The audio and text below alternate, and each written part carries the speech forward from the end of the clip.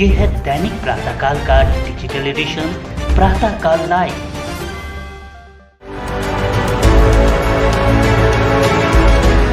कुछ लोगों ने जिस तरह से इस देश को एक मजाक बना दिया था, तो इस तरह की वारदातें फिर से ना हो इस देश में। एक देशभक्ति की और देश प्रेम की भावना से ये फिल्म बनी है। हमारा जो ग्लोरियस पास्ट है और वेरी इनग्लोरियस चीज़ें उसमें जो हुई है उसको दर्शाती हुई एक फिल्म है।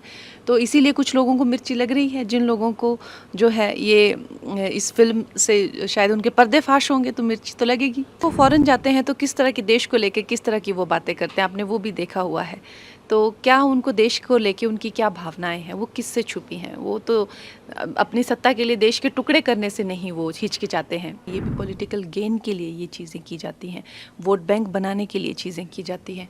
तो इनके लिए एक लोकल्स ने ही चीज़ें अपने हाथ में लिया। लगता है राज्य सरकार तो बिल्कुल इस चीज़ को लेकर नकम्मी बैठी हुई है। उम्मीद यही है कि जो हमारी फिल्म संविधान को लेकर एक फिल्म बनाई है, देशभक्ति को लेकर एक फिल्म बनाई है और कुछ लोगों ने जिस तरह से इस देश को एक मजाक बना दिया था, तो इस तरह की वारदातें फिर से ना हो इस देश में। एक देशभक्ति की और देश प्रेम की भावना से ये फिल्म बनी है। इस फिल्म पे और हमारा जो ग्लोरियस पास्ट है और वेरी इनग्लोरियस चीज़ें उसमें जो हुई है उसको दर्शाती हुई एक फिल्म है।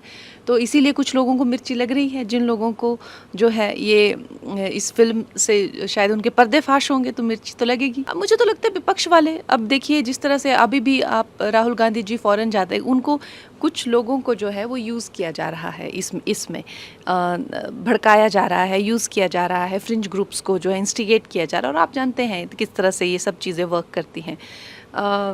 तो अभी भी वो फॉरेन जाते हैं तो किस तरह के देश को लेके किस तरह की वो बातें करते हैं, आपने वो भी देखा हुआ है। तो क्या उनको देश को लेके उनकी क्या भावनाएं हैं, वो किससे छुपी हैं? वो तो अपनी सत्ता के लिए देश के टुकड़े करने से नहीं वो हिचकिचाते हैं।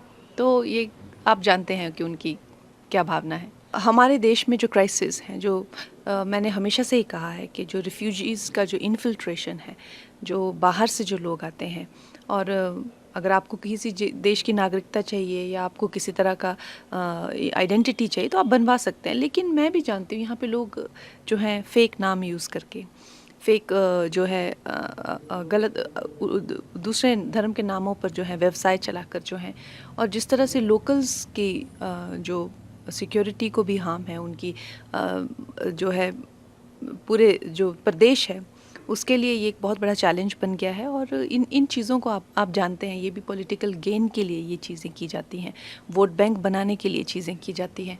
तो इनके लिए एक लोकल्स ने ही चीज़ें अपने हाथ में लिया। लगता है राज्य सरकार तो बिल्कुल इस चीज़ को लेकर नकम्मी बैठी हुई है।